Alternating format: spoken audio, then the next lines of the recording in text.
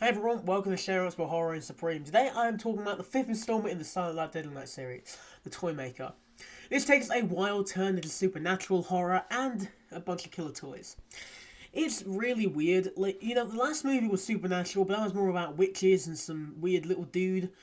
This one instead is about toys that come to life and murder people and Android. That's not a joke. What has happened to this series? I feel like this is another one of those movies Brian Usner made and they just slapped the name on to get more money. And it obviously failed because the franchise would lay dormant after this for like 10 plus years. And then in 2012 they made the reboot, which I'll be talking about next. These movies really aren't the best, but what happened to just a simple slasher movie? Come on, guys. We don't need this whole, Android subplot with everything, too.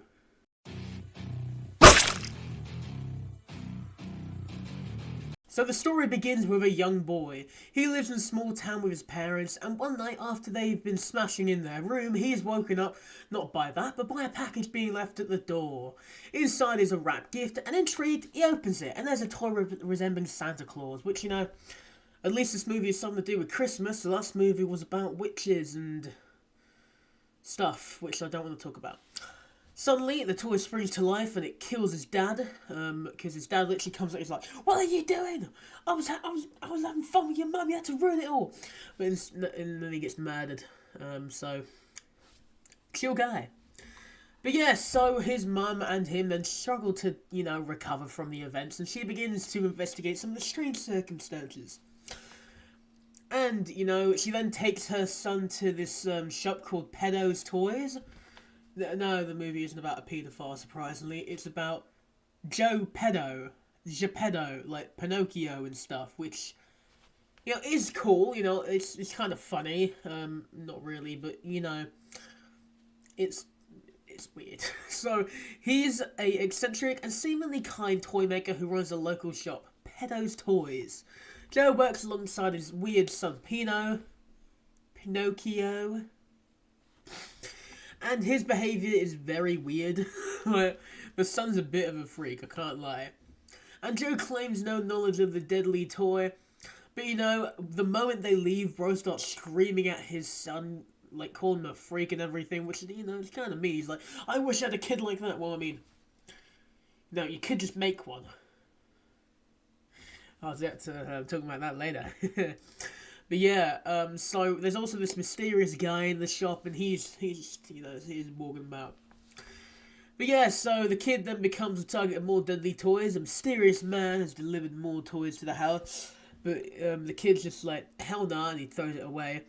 The guy is also kind of like a red herring, because he gives a toy to his mate, I guess, or I don't really remember. And then he's there to die for. It's kind of like, yeah, this is the bad guy, but I don't know why they have that line there, because he's not the bad guy. He's literally just a dude. Nothing bad about it. But big twist about that character, he's actually the kid's dad. Because later in the movie, he sort of chases the mum through a car park, and then he's like, "Why did you run from me?" Yeah, they was like boyfriend and girlfriend back in the day, And yeah, so we then get peak cinema, because there's two intertwined sex sequences where there's a younger couple who are having a sex sequence, and this little hand puppet grabs the guy's ass and touches the girl on her leg and stuff. And it's very weird. I guess this is their attempt at some dark humor, because he just thinks it's her tickling him or something. I guess it was very weird. I don't know what was going on, to be fair. Meanwhile, back at the shop, Pino's acting like a bloody freak. And his dad has, he's pissed off to go kidnap the child. Yeah, that happens. He grabs a massive sack and just shoves it over him, and then, well, bam, he's now got the kid. I was kind of worried, because his shop's name is called Pedos, and I was like, oh, please, no. Thankfully, it's weirder than that, but yeah, so they then go to the toy shop to try and find him. And yeah, the toy maker's been creating deadly toys for years, and Pino is actually not his biological son, but he's an android which Joe built to, I guess, have a kid. Yeah, Pino's desperate for love, so he wants to become Sarah's son, but then he starts randomly like humping her. Um, I know he's a robot and all, but like, surely if you've been living around humans and stuff, you would pick up on the fact that sons do not hump their mothers. I don't know about Pino here, but like, I don't think I've ever done that. But yeah, so Pino then tries to kill them all, and Pino dies. And yeah, that's the film over. This movie and the last movie, like, they feel more like Goosebumps episodes, like proper like Silent Night Deadly Night movie. You know, like Goosebumps, like where like it would just be like a different thing each episode. Sometimes they'd have sequels, but most of the time it would just be random stuff. That's what I feel like with this. Like, it reminds me of that as well. It's got a similar feel, with more gore and everything, of course, but still. Also, we're just about halfway through the video, so why don't you consider subscribing to the channel and liking the video? And yeah, this movie is a bizarre mix of holiday stuff, pseudo-slasher tropes, and some weird android dude who humps someone who wants to be his mum. It's clear that this is not a Silent Night Deadly Night movie. I wouldn't be surprised if it's similar to some of those like Hellraiser sequels where, they were meant to be Hellraiser movies and then it was just shoehorned in, but I guess with this they didn't even try and shoehorn it in, they just slapped the name on it. Mickey Rooney, who actually criticised the original Silent Night Deadly Night for, being a controversial movie where Santa Claus goes around murdering people, and it's got a lot of disgustingness in it. He is actually in this, which just shows like how far he fell. If he had to pick up a role for like the sequel or the fifth entry in the franchise, which he probably hated. I mean, his portrayal's kind of cool, but then it's just like weird and just kind of like mean. And Pino was good up until the end when he said some very weird stuff, which I'm not gonna say because I don't want voice recordings of me saying that out there. Yeah, I mean, he was kind of cool. He definitely steals the show. Like, his acting near the end is top tier.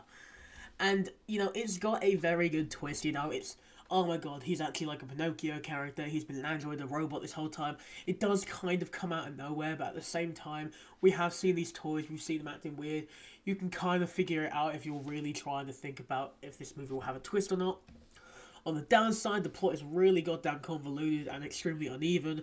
It's got loads of scenes that just drag on for way too long and extremely overly campy. The pacing drags, like, gosh, it's so, like, painful at times, because, you'll just be watching it and it'll just be like, some dead scene of absolutely nothing happening. Then the next scene, we got an intertwined sex sequence where people are, like, being grabbed on the arse with a toy. It's weird.